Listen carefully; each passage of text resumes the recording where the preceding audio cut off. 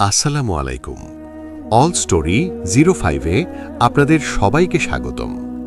পবিত্র মাহে রমজান মুমিনের জীবনে এক বিশাল প্রাপ্তির মাস। কিন্তু আমরা কি আসলেই জানি কুরআন ও সুন্নাহের আলোকে এই মাসের সঠিক আমলগুলো কি? আজ আমরা এমন 7টি খাঁটি আমলের কথা জানব যা বড়দের জন্য রমজানে পালন করা অত্যন্ত জরুরি। চলুন জেনে নিই। প্রথম এবং প্রধান আমল হল তাকওয়ার সাথে রোজা রাখা। আল্লাহ তাআলা কুরআনে সূরা বাকারা 183 নম্বর আয়াতে বলেছেন, রোজা ফরজ করা হয়েছে যাতে আমরা তাকওয়া বা আল্লাহ ভীতি অর্জন করতে পারি। তাই শুধু না খেয়ে থাকাই রোজা নয়, বরং মিথ্যা বলা, গীবত করা এবং চোখের গুনাহ থেকে বেঁচে থাকাই হল রোজার আসল উদ্দেশ্য। দ্বিতীয় আমল হল তারাবিহ ও রাতের ইবাদত।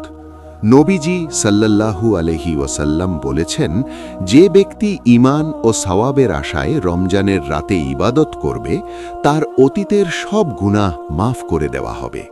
তাই ক্লান্ত থাকলেও তারাবিহ নামাজ ছাড়া যাবে না এবং শেষ রাতে তাহাজ্জুদ পড়ার চেষ্টা করতে হবে।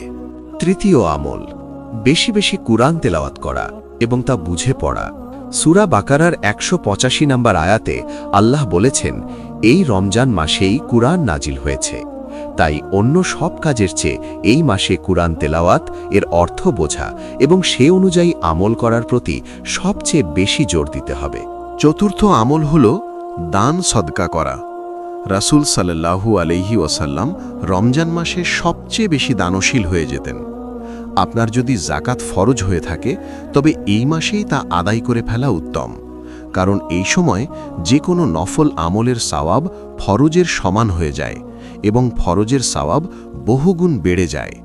পঞ্চম আমলটি হল দোয়া করা। ইফতারের আগ মুহূর্তটি দোয়া কবুলের অন্যতম শ্রেষ্ঠ সময়। সারা দিন রোজা রাখার পর যখন শরীর ক্লান্ত থাকে এবং ইফতার সামনে নিয়ে আমরা আল্লাহর জন্য অপেক্ষা করি, তখন আল্লাহ রোজাদারের কোনো দোয়া ফিরিয়ে দেন না। ষষ্ঠ আমল হল ইতিকাফ। নবীজি রমজানের শেষ 10 দিন মসজিদে ইতিকাফ করতেন এবং দুনিয়ার সব কাজ থেকে আলাদা হয়ে শুধু আল্লাহর ইবাদতে মগ্ন থাকতেন। পরিবারের বড়দের উচিত অন্তত নিজেদের জীবনের কিছু সময় এই সুন্নাহটি পালন করার চেষ্টা করা। সপ্তম এবং সর্বশ্রেষ্ঠ আমল হল লাইলাতুল কদর খোঁজা। কোরআনে আল্লাহ বলেছেন, এই এক রাতের ইবাদত 1000 মাসের চেয়েও উত্তম।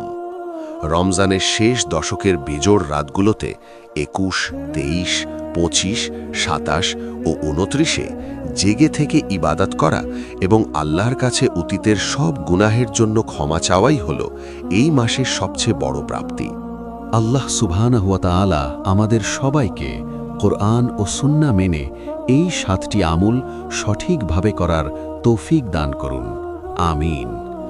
ভিডিওটি ভালো লাগলে লাইক দিন এবং অন্যদের সাথে শেয়ার করে দ্বীন প্রচারে অংশ নিন।